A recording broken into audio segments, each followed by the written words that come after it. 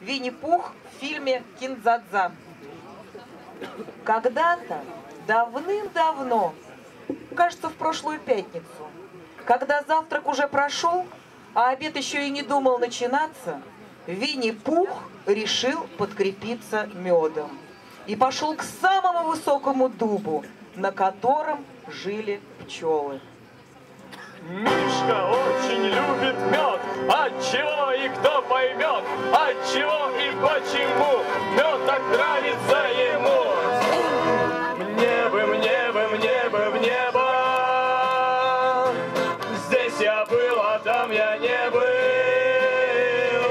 Мне бы, мне бы, мне бы, мне бы.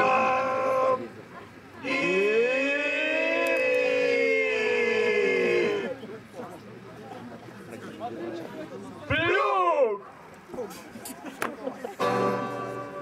Мама, мама, что я буду делать? Мама, мама, как я буду жить?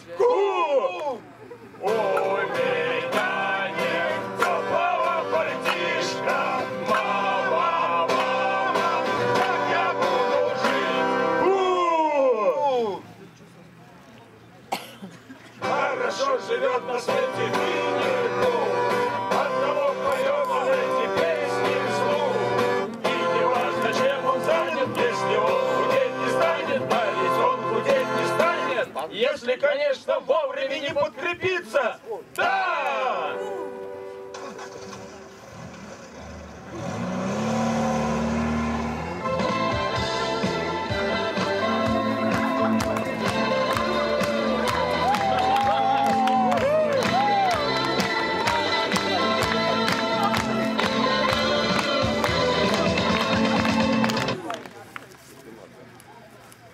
Magic people, who the people?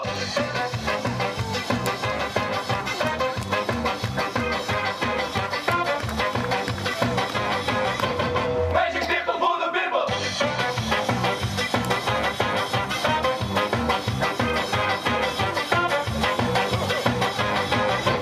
Magic people, who the people?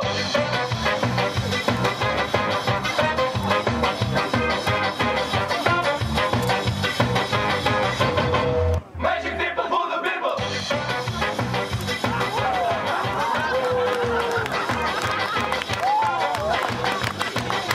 Когда в обществе нет цветовой дифференциации штанов, то нет и цели.